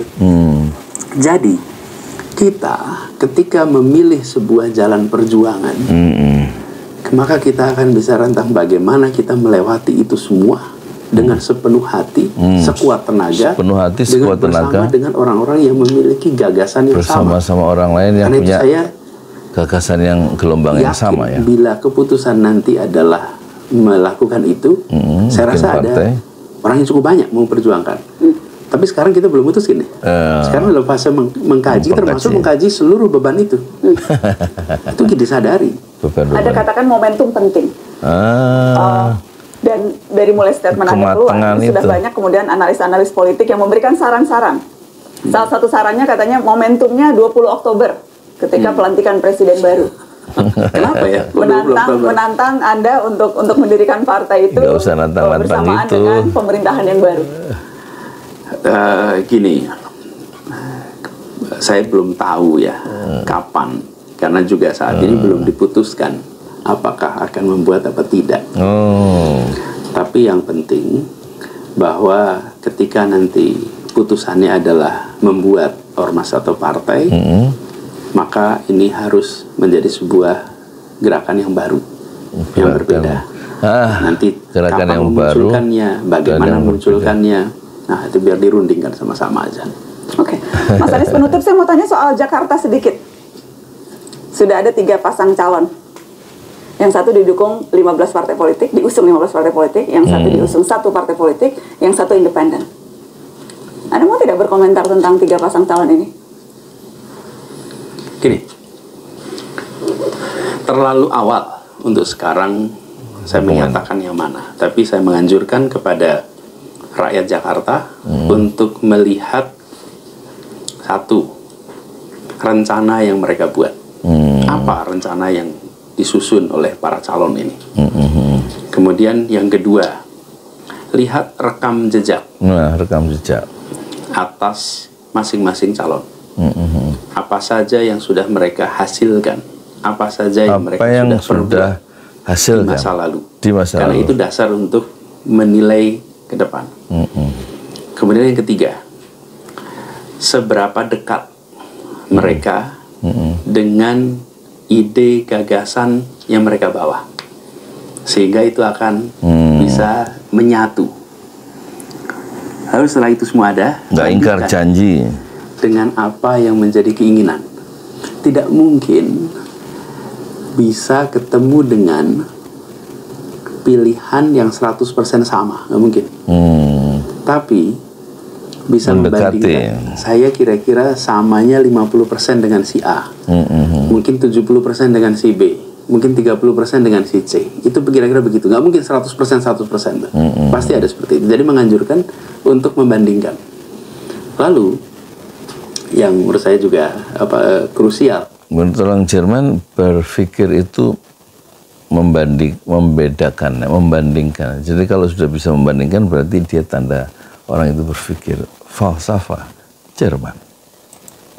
Di sini adalah pastikan Jakarta ini memperhatikan masalah yang ada di kota kita dan relevansi dengan program mereka. Itu. Ada agenda. Itu yang nonton sudah 1 juta 745.874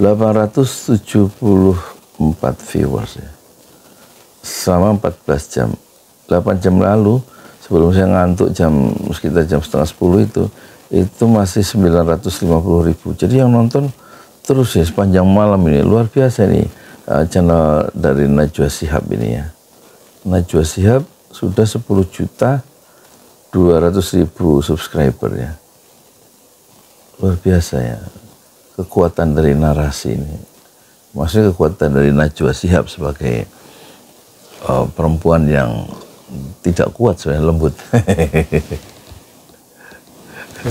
Udah jam piro, jam 3:15 ya, sebentar lagi ya. Satu agenda yang menurut yang Anda mau titipkan ke calon enggak? 3 paslon ini yang menurut Anda urgent harus mereka perhatikan? Ya tentu hati-hati menjawabnya pasti PR Jakarta yang belum terselesaikan. Kami sudah menyusun lengkap gagasan untuk Jakarta 2025-2030. Dan pada waktunya nanti kami akan sampaikan itu gagasan kepada tertulis, ya? Masyarakat Jakarta.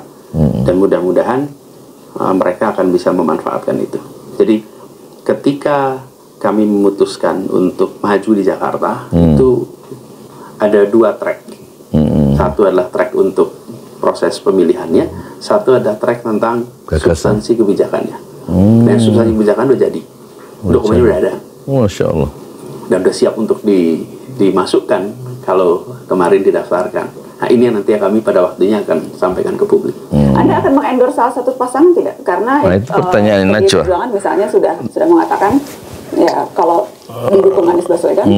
Hati-hati jawabnya Anies. Pada saat ini belum ada dukungan. Belum ada dukungan. Tidak menutup kemungkinan. Tapi kita akan lihat dalam perkembangannya nanti seperti apa. Pendukung militan Anda menyerukan untuk golput, tidak usah memilih 3 pasangan yang ada. Anda menyetujui seruan golput dari pendukung Anda? Itu adalah aspirasi. Ungkapan akibat kemampetan. Ketika aspirasi legitimate yang sudah dibawa juga oleh partai di tingkat daerah ternyata tidak bisa diakomodasi di tingkat keputusan nasional. Sehingga muncul aspirasi itu. Jadi ini bukan semata-mata, saya melihatnya nih, bukan semata-mata soal penolakan terhadap calon A dan calon B tapi atau calon C, tapi atas proses yang sedang terjadi. Dan inilah yang sebenarnya harus dikoreksi. Jadi saya melihat pada ujungnya kita semua akan ada tetap 3 pilihan. Tapi ungkapan kekecewaan itu muncul, saya rasa bukan hanya di Jakarta, di berbagai wilayah yang muncul kota kosong karena aspirasi warga tidak diakomodasi. Itu hal semacam ini muncul. Nah, itu legitimate, tapi pada ujungnya pilihannya 3 yang disebut sebagai pemilu, hasilnya bergantung kepada siapa yang paling tinggi. Kalau pemenang pun itu mendapatkan kurang angka suara dari atau 50. partisipasi politiknya sangat rendah, ya tetap dibagi berdasarkan jumlah yang dipilih. Kita ada sebetulnya ada 7 juta pemilih sekarang. Bila partisipasinya rendah, ya tetap persentasenya berdasarkan partisipasi, bukan persentase berdasarkan jumlah DPT. Artinya Anda tidak akan merestui pendukung Anda yang golput, atau Anda akan memahami, atau Anda akan lebih jauh menyerukan seperti halnya di pemilu kemarin Anda menyerukan jangan golput. Sikap Anda akan seperti apa, Mas Anies? Ya, gini, ini ada yang namanya psikologi. Ya, psikologi ini ada suasana. Sekarang ini adalah suasana kecewa. Ya. Dalam suasana kecewa, maka ungkapan-ungkapan itu akan bermunculan. Karena memang kenyataannya ada kekecewaan. Biar ini jalan, ya nggak apa-apa itu sebagai sebuah aspirasi. Tapi nanti di November ujungnya ya pilihannya cuma 3. Jadi pada fase ini hormati kekecewaan itu, hargai itu, dan jangan salahkan. Tapi nanti di ujung kita tahu bahwa pilihannya nggak akan nambah pilihannya itu, kecuali kalau ada pilihan tambahan 3 calon, terus ada kotak keempat. Kotak keempatnya apa? Tidak semuanya. Nah kalau muncul aturan baru, lain cerita tuh. Ini Anda mengusulkan? Nah, ini kan cerita nih. Kalau ada begitu, rasa ini Anda memberi ide nih pada pendukung Anda. kan aturan hukumnya nih. Oke, jadi kalau itu ada aturan itu, maka itu menjadi saluran. Di beberapa negara ada seperti itu. Nah, jadi poin saya adalah ungkapan yang sekarang ada itu adalah kekecewaan tadi Anda bilang. Cerminan dari kondisi sekarang. Oke. Sementara pemilu masih 3 bulan lagi. Kita lihat ke depannya. Tapi kita harus realistis. Pada ujungnya hanya ada 3 pilihan. Nama 3 untuk dipilih. Pertanyaan terakhir, menyambung yang tadi Anda katakan, pendukung Anda kecewa. Anda kecewa, Mas? Saya mensyukuri semua yang saya jalani. Satu jawaban yang sangat Islami yang keluar dari lubuk hati orang yang beriman, mensyukuri semuanya. Alhamdulillah ala kulli hal. Kata Rasulullah, menghadapi segala keadaan yang sesuai harapan atau tidak sesuai harapan, maka berikanlah respon alhamdulillah, segala puji bagi Allah ala kulli hal terhadap segala masalah yang membentur kehidupan kita. Tetap bersikap optimis dan bergantung, memuji, bersyukur kepada Allah, bergantung hanya kepada Allah dalam kehidupan yang penuh fitnah, dalam kehidupan al-hayatul faniyah, kehidupan yang penuh dengan kesementaraan ini. Saya menyesal tidak bisa membawa aspirasi rakyat miskin kota. Dan saya sampaikan permintaan maaf pada mereka. Masya Allah. Nana, sebelum saya datang ke sini, siang tadi, serombongan dari kampung akuarium datang ke rumah. Menangis mereka di rumah. Mereka memeluk, menangis, dan menyatakan kami ini gelap sekarang. Betul-betul, saya sudah pakai dasi jas karena saya akan menjadi saksi nikah. Mereka datang dan menyampaikan dengan tangisan, Pak Anies, kami gelap. Itu yang membuat saya merasa punya beban moral. Itu yang membuat saya merasa kemarin harus berjuang. Kemarin pada saat MK memutuskan bahwa boleh 7,5%, besoknya kemudian Balek membuat rapat malam itu. Nah, lebih dari 30 kampung di Jakarta bikin doa bersama, jangan sampai terjadi paripurna besok. Itu rakyat miskin kota. Itulah yang menjadi beban saya. Itu yang saya rasakan. Kalau soal calon dan tidaknya, Allah sudah ngatur itu semua. Penyesalan saya bukan soal jadi calon. Penyesalan saya adalah ini adalah aspirasi rakyat kecil yang dititipkan bertahun-tahun. Dan saya hari ini tidak bisa membawa itu di dalam proses politik. Ya? Itu satu-satunya hal yang menjadi beban buat saya. Dan kalau saya bicara dengan calon manapun, saya akan ngomong soal ini. Tadi saya bilang sama mereka, udah Mbak Diani, Mbak Diani, tenang, bismillah. Nanti saya ngomong, nggak bisa, sudah semua emosional. Dan itu ya, Nana, yang saya alami selama beberapa bulan terakhir ini. Jadi, bagi saya, bukan soal menjadi calon dan tidak, tapi misi ini yang saya rasakan sebagai beban karena saya tidak bisa laksanakan. Membela kaum miskin kota ya. Ada jalan lain untuk ini bisa tetap dikerjakan sehingga rakyat miskin kota di Jakarta bisa mendapatkan ketenangan, keteduhan, kenyamanan walaupun mereka masih prasejahtera. Dan itulah yang kami berikan ketika 5 tahun saya bertugas di Jakarta. Mas Anies Baswedan, terima kasih sudah hadir ke Mata Najwa, sudah datang ke studio Narasi. Sama-sama. Terima kasih sudah mengundang. Terima kasih. Terima kasih Anda sudah menyaksikan Mata Najwa. Assalamualaikum. Bagus ya di akhir sesi ini. Ya sekarang udah jam 3 malam lewat 24 menit ya waktu parung. Rupanya ada ungkapan-ungkapan penyesalan secara personal dari Anies Baswedan karena tidak bisa ya meneruskan kepercayaan dari kaum miskin kota dan membela mereka karena kendaraan politik untuk maju sebagai pilgub itu tidak dia dapatkan dan tidak ada lagi peluang ya untuk sementara ini membantu mereka dengan kewenangan politik. Tapi dia tadi menjanjikan kaum miskin kota Jakarta yang dibela 5 tahun terakhir waktu Gubernur Anies Baswedan menjadi gubernur di sana, di DKI, itu mereka merasa terlindungi secara politik dan mendapatkan manfaat dari seorang pemimpin yang adil yang memperhatikan mereka. Dan sekarang keadilan pemimpin itu hilang dan mereka menangis di Lebak Bulus, di rumahnya Anies itu. Dan pada bagian terakhir ini sangat menyentuh ya, sangat mengharukan. Saya sendiri meneteskan air mata. Assalamualaikum warahmatullahi wabarakatuh.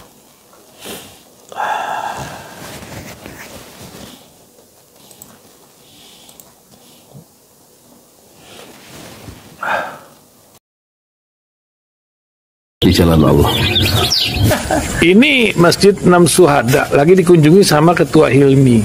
Modal awalnya berapa Pak Yudi Pramuko? 750.000. 750.000 rupiah aja. Jadi ini 500 jutaan nih barang. Sekarang udah habis 310. Masya Allah, tuh udah pakai keramik, laponnya tinggal. Granit tuh kayak marmer.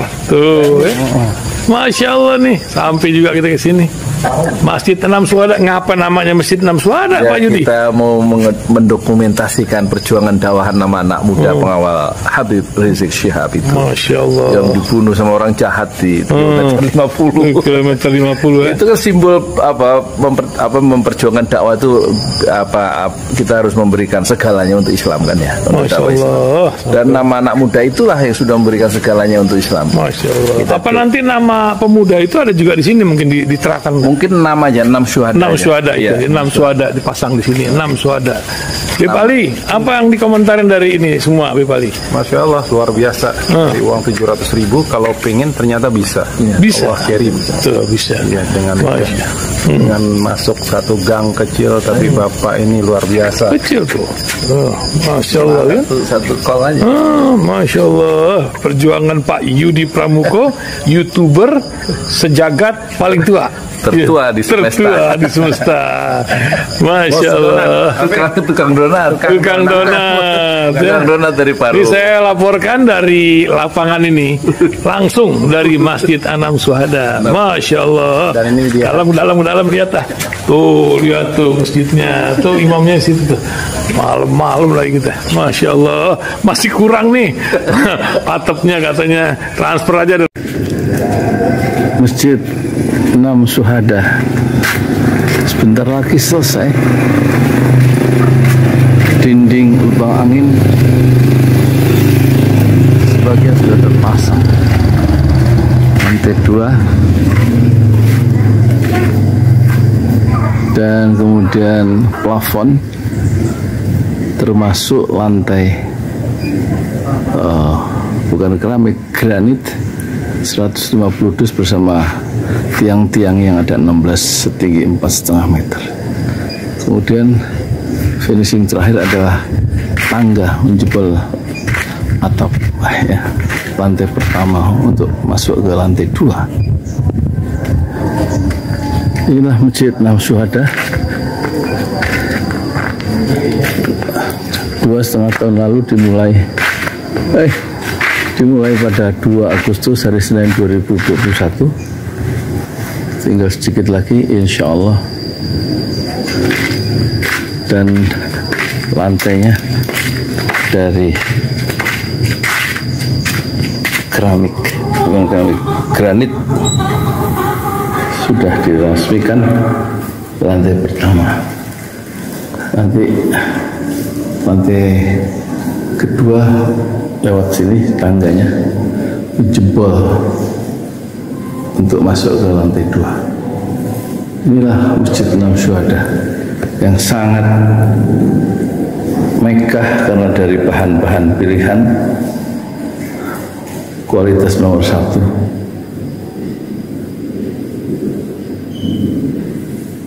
Tinggal sekitar 80 juta lagi finishing lantai atas selesai, insya Allah.